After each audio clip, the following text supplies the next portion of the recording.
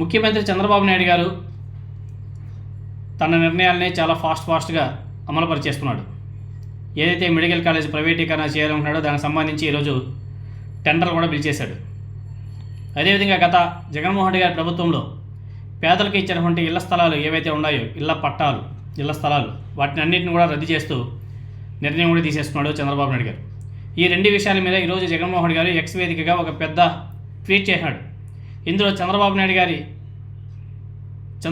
గారిని ఉద్దేశించి, అయ్యా బాబు గారు, మీకు అధికారం ఇచ్చింది పేదల మీద కత్తి కట్టడానికా, వారి సొంతంటి కళను నాశనం చేయడానికా?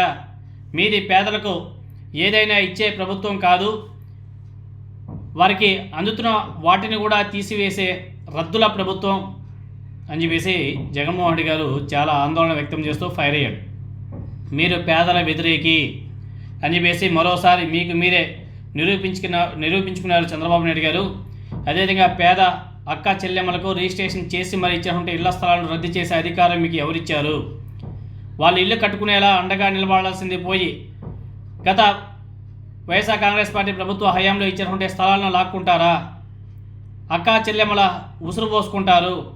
తక్షణం ఈ నిర్ణయాన్ని వెనక్కి తీసుకోవాలి. చంద్రబాబు నాయుడు గారు, మీ హయాంలో ఇళ్ల పట్టాలు ఇవ్వకపోగా, ఇల్లు కట్టించకపోగా కట్టించినటువంటి ఇళ్లను మీరు రద్దు చేస్తారా? మీరు కట్టించక పేదలు ఎంతోమంది నిరాశ్రయులుగా మిగిలిపోయారు. కానీ వైఎస్ఆర్ కాంగ్రెస్ పార్టీ వారి సొంతింటి కళను నిజం చేసేలా పేదలందరికీ ఇళ్ల పట్టాలు ఇవ్వడం జరిగింది. ఆ పేదలందరికీ ఇల్లు కార్యక్రమం కింద 71,800 ఎకరాల్లో 31 లక్షల పట్టాలను కూడా అక్కా చెల్లెమ్మలకి ఇచ్చి వాళ్ళ పేరు మీదే రిజిస్ట్రేషన్ చేయించడం కూడా జరిగింది. ఇందులో వాటి కొనుగోలుకి అప్రాక్సిమేట్గా 11,800 కోట్లు ఖర్చు చేశాం. తమ ప్రభుత్వంలో పేదలకు ఇచ్చినటువంటి ఇళ్ల స్థలాల విలువ మార్కెట్ రేట్లతో చూస్తే 1.5 లక్షల కోట్ల పైనే ఉంది. ఇలాంటి వాటిని మీరు ఎలా రద్దు చేస్తారు చంద్రబాబు నాయుడు గారు అని చెప్పేసి జగన్మోహన్ రెడ్డి గారు చాలా ఆందోళన వ్యక్తం చేశారు. ఒక్కో చోట 2.5 లక్షల నుంచి 10 లక్షలు 15 లక్షల వరకు ఆ ఫ్లాట్లు రేటు ఉంది. ఇళ్ల పట్టాల కోసం, ఇళ్ల కోసం ధర్నాలు, ఆందోళనలు తమ 5 ఏళ్ల కాలంలో ఎక్కడా కానీ కనిపించకపోవడమే గత వైఎస్ఆర్ కాంగ్రెస్ పార్టీ చిత్తశుద్ధికి నిదర్శనం అని చెప్పేసి కూడా చంద్రబాబు నాయుడు గారిని ఉద్దేశించి ఫైర్ అయ్యాడు. అయ్యా బాబు గారు, మీ జీవితకాలంలో ఎప్పుడైనా ఇలాంటి మంచి పని చేశారా? లేదు. మీరు చేయకపోగా గత ప్రభుత్వం చెప్పినటువంటి కార్యక్రమాన్ని బాధ్యతగా ముందుకు తీసుకువెళ్లాల్సింది పోయి ఇప్పుడు అన్నింటిని కూడా నాశనం చేస్తున్నారు. అదేవిధంగా గత ప్రభుత్వ హయాంలో 21.75 లక్షల ఇళ్ల నిర్మాణాన్ని శాంక్షన్ చేయించి మొదలుపెట్టడం ద్వారా ఏకంగా 17,005 కాలనీలు ఏర్పడ్డాయి ఆంధ్రప్రదేశ్లో. కోవిడ్ లాంటి సంక్షోభాలను ఎదుర్కొంటూ అనంత కాలంలోనే ఇందులో 9 లక్షలకు పైగా ఇళ్ల నిర్మాణాన్ని కూడా పూర్తి చేయడం జరిగింది. అక్టోబర్ 12, 2023 తేదీ ఒకేసారి 7,43,396 ఇళ్లను ప్రారంభించి చరిత్రాత్మకమైనటువంటి ఘట్టాన్ని కూడా ఆవిష్కరించడం జరిగింది గత ప్రభుత్వం. బాబు గారు, మీ జీవితంలో ఎప్పుడైనా సరే ఇలా చేయగలిగారా? లేదు.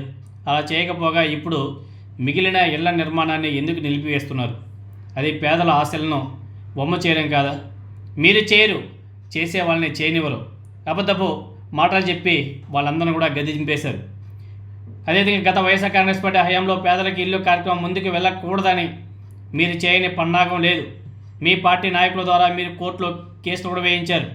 అమరావతిలో 50,000 పేద అక్క చెల్లెమ్మలకు ఇళ్ల పట్టాలు ఇస్తే సామాజిక అసమతుల్యత వస్తుందని చెప్పేసి కోర్టులో వాదించి స్టేలు కూడా తేవడమే కాకుండా అధికారంలోకి రాగానే కర్కశంగా వ్యవహరించి ఇచ్చినటువంటి ఆ పట్టాలను రద్దు చేసి విజయవాడ, గుంటూరు నగరాల్లోని పేదలకు తీరని ద్రోహం కూడా చేశారు. మరి మీరు చేసింది ద్రోహం కాదా? పేద కుటుంబాల మీద మీరు కక్ష తీర్చుకోవడం ఎంతవరకు సమంజసం అని చెప్పేసి ప్రశ్నిస్తూ జగన్మోహన్ రెడ్డి గారు చాలా సీరియస్గా వార్నింగ్ కూడా ఇచ్చాడు. అదేవిధంగా ఈ 16-17 నెలల కాలంలో పేదలకు ఇళ్ల విషయంలో మీ పనితీరు చూస్తే 0. మీరు అధికారంలోకి వస్తే మాకు మించి ఇస్తామని చెప్పేసి చెప్పారు. కానీ ఇప్పటివరకు 1 ఎకరం కూడా గుర్తించలేదు, 1 ఎకరం కూడా కొనలేదు, ఏ ఒక్కరికి పట్టా ఇవ్వలేదు, ఎవరికి కూడా ఇల్లు కూడా ఇవ్వలేదు. పైగా ఇప్పుడు ఇచ్చేటువంటి వాటిని లాక్కునే దిక్కుమాలిన పనులు చేస్తున్నారు. ఇది చాలా పనికి మాలిన పని. వీటిని వెనక్కి తీసుకోండి. ఇంత చెత్తగా పరిపాలిస్తూ మరోవైపు పేదలకు ఇచ్చేటువంటి ఇళ్ల పట్టాలను లాక్కుంటున్నారు. దీన్ని వైఎస్ఆర్ కాంగ్రెస్ పార్టీ తీవ్రంగా వ్యతిరేకిస్తుంది. పేదల కొరకు అవసరమైతే దీని మీద న్యాయ పోరాటాలు కూడా చేస్తారు. వారికి అండగా నిలబడడానికి కూడా సిద్ధంగా ఉంది వైఎస్ఆర్ కాంగ్రెస్ పార్టీ. అదేవిధంగా ధర్నాలు, నిరసనలు, ఆందోళన కూడా సిద్ధం కావాల్సిందిగా వైఎస్ జగన్మోహన్ రెడ్డి గారు తన కేడర్ కూడా పిలుపునివ్వడం కూడా జరిగింది. అంతేకాదు, ఏదైతే నారా చంద్రబాబు నాయుడు గారు మెడికల్ కాలేజీని ప్రైవేటీకరణ చేస్తున్నాడో, దానికి సంబంధించి టెండర్లను పిలుస్తున్నాడు. వాటికి సంబంధించి ఐ థింక్ రేపే ధర్నా కూడా పిలిపించాడు జగన్మోహన్ రెడ్డి గారు. అందరూ కూడా రోడ్డెక్కుతున్నారు. పార్టీలకు అతీతంగా అందరూ కూడా రోడ్డెక్కుతున్నారు. ఒకవైపు ప్రభుత్వ మెడికల్ కళాశాలను ప్రైవేటీకరణ చేస్తున్నారు. మరోవైపు విశాఖ స్టీల్ ప్లాంట్ని పార్ట్లుగా అమ్మేసుకుంటూ పోతున్నారు. ఆల్మోస్ట్ ఇంకా అది ప్రైవేటీకరణ అయిపోయినట్టే, అమ్మేసినట్టే. ఇలా ఈ కూటమి ప్రభుత్వంలో 1, 2, 3 ప్రతి ఒక్కటి కూడా వ్యవస్థలన్నీ కూడా నాశనమయ్యాయి. విద్యార్థులకు ఫీజు రింబర్స్మెంట్ లేదు. ఆరోగ్యశ్రీ ఎత్తిపోయింది. అంబులెన్స్ తిరుగుతున్నాయంట, లేదు. అదేవిధంగా విశాఖపట్నం స్టీల్ ప్లాంట్ ప్రైవేటీకరణ, పేదలకు ఇచ్చేటువంటి ఇళ్ల పట్టాలను రద్దు చేశారు. ఇవి మెడికల్ కాలేజీలను, ప్రభుత్వ మెడికల్ కళాశాలను ప్రైవేటీకరణ చేస్తూ టెండర్ కూడా పిలుస్తున్నారు. రైతులకు గిట్టుబాటు ధర లేక వాళ్ళంతా కూడా అల్లాడిపోతున్నారు. ఉల్లి రైతులైతేనేమి, టమాటా రైతులైతేనేమి, పొగాకు, ఇలా ప్రతి ఒక్కరు కూడా రైతులందరూ కూడా రోడ్డును పడ్డారు. యూరియా కొరతతో ఏ విధంగా రైతులు అల్లాడుతున్నారు కూడా మనం చూసాం. దాని మీద వైఎస్ఆర్ కాంగ్రెస్ పార్టీ ప్రశ్నిస్తే ఉల్టా వాళ్ళ మీదే కేసులు పెట్టడం కూడా జరిగింది. అదేవిధంగా అమరావతి రాజధాని, దాని గురించి ఎంత తక్కువ చెప్పుకుంటే అంత మంచిదేమో. ఇలా 1, 2, 3 ఏ కూటమి ప్రభుత్వం 16 నెలలు చేసినటువంటి ఘనత ఏమైనా ఉందంటే అన్నిటిని కూడా ప్రైవేటీకరణ చేసుకుంటూ పోవడం, అన్నింటినీ అమ్ముకుంటూ పోవడం. ఈ 1.5 సంవత్సరాల కాలంలోనే అప్రాక్సిమేట్గా 2 లక్షల కోట్లు అప్పు చేశారు. ఆ డబ్బు ఎవరి జోబులోకి వెళ్ళిందో తెలియదు, ఎవరి చేతుల్లో ఉన్నాయో తెలియదు. ప్రజల అకౌంట్లో ఉన్నాయంటే లేదు. ప్రజలకు ఏమైనా సంక్షేమ పథకాలు అమలు చేశారంటే అంతా అరాకొరే. మరి ఈ 2 లక్షల కోట్లు అప్పు చేసి ఏం చేశారు? వాటికి మాత్రం సమాధానం ఉండదు. ఈవెన్ నిన్న కూడా కాగ్ వాళ్ళు చెప్పిన లెక్క ప్రకారం లాస్ట్ 1 ఇయర్లోనే అప్రాక్సిమేట్గా 1 లక్ష కోట్లు అంట, 1.17 లక్షల కోట్లు ప్రభుత్వ ఖజానాలోకి వచ్చే అప్పుల రూపంలో. ఆ డబ్బులంతా కూడా ఏం చేస్తున్నారు ఎవరికి తెలియదు.